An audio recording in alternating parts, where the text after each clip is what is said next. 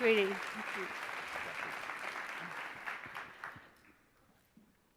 So let's pretend you are all third and fourth graders, which of course we are in our hearts, aren't we? And you are in your respective classrooms waiting for me to come and tell you a story. So I arrive with my crystal ball, symbolizing my invitation to you to turn on your imagination stations and become the artists to create the pictures that go with my words. Then I would put on my story shawl and we would begin.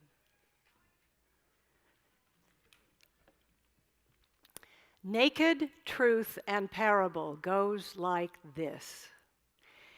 In the far-off time of long ago, Truth walked naked upon the earth, as naked as the day he was born.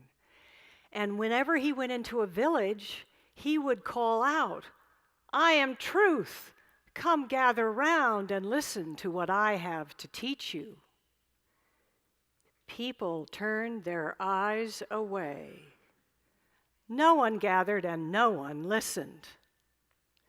One day, he was walking down the road to his sister's house, his sister's name being Story. She lived in a white house with a porch all the way around it, and on the porch were beautiful white wicker rocking chairs, all with flowered cushions. Lace hung in the windows of her house, and the sunlight streaming through made rainbows on the carpets inside. She was wearing a long silk gown that shimmered with iridescent colors. She had ribbons entwined in her golden locks and shiny silver shoes on. And as she watched her brother approach, she noticed how hunched over he was, and how sad and unattired. "Why are you so miserable?" "I'm not welcome anywhere. People chase me from their doors, and I don't understand it. I have so much truth and wisdom to share." "Why don't they listen?" Story pondered her brother's query. "It's hard to look at naked truth. Come inside so I can help you. We'll dress you up a bit, and your welcome will be gained." So Truth followed his sister into her closet that was filled with colorful clothes and finery, chests of drawers and trunks. And she said, Dress up." "Oh, I can't do that. I can't look silly. I would look ridiculous. Truth should never look silly," he protested. But Story insisted. And so Truth chose a white silk shirt with billowing sleeves, purple knickers, and silver shoes with buckles, and a vest with jewels on it. Story added a flower from her garden to his lapel, a silk cape, and a long flowing scarf. On top, he put a hat on with a long curling feather. And so Story told him, "So now go back to those villages and see what happens." And so it came to be a few months later, Truth was walking down that same road to his sister's house, and she once again was sitting on one of her rockers, and she looked and saw he was smiling and walking as if with a song in his step. "Quick, tell me what happened." "Oh, it was wonderful. People came from afar to listen to what I had to say, and they stayed for hours as I talked.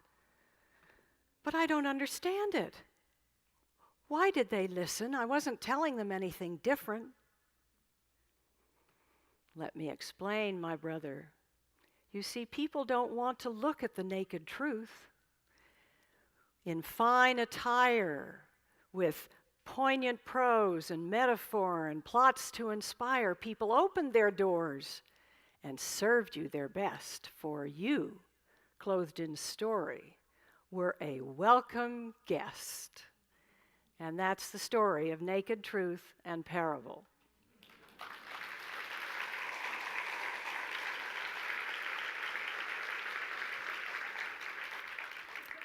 So that story epitomizes for me the spirit and the passion of Spellbinders, the organization, the nonprofit that I give my time and treasure to.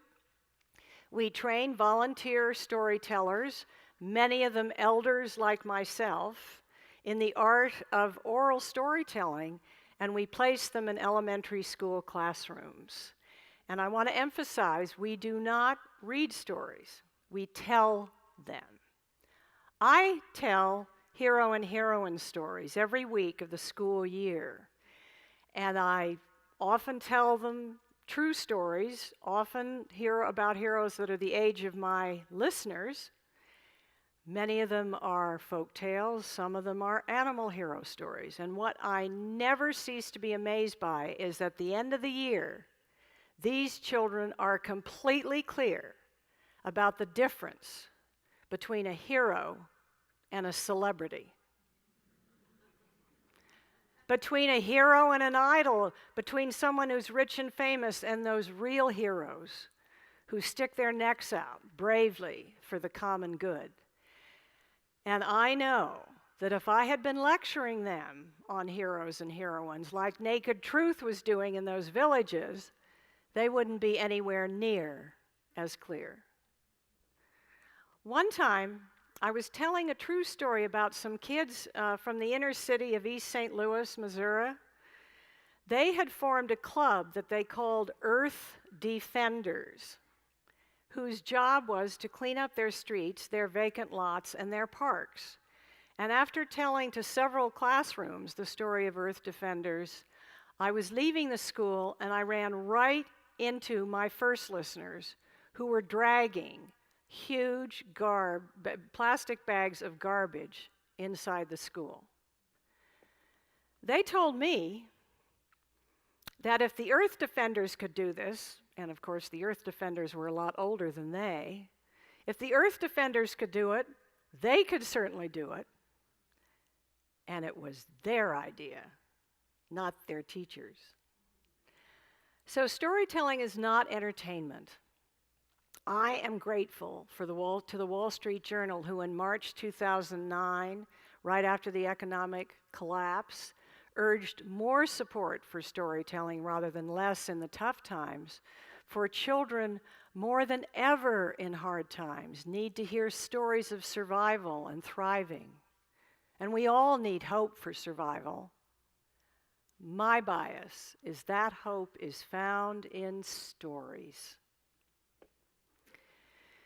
So storytelling has transformed my life. It's not just a nice little addition to it. It's helped me redefine what gives my life meaning as an elder in the third stage of life. And every day I wonder, what more can I do to help restore elders to their traditional place in the culture? They are the guardians of the stories and the keepers of the wisdom. Finally, I invite you one more time to turn on your imagination stations and picture this. Picture a spellbinder in every elementary school classroom in America. We want to awaken all those imaginations and reawaken the connection between elders and children. And think of all the gifts that could come from that dream, from parent to teacher, from child to great aunt or great uncle, to our libraries, our families, our communities, but finally, most important, to the world. Thank you very much.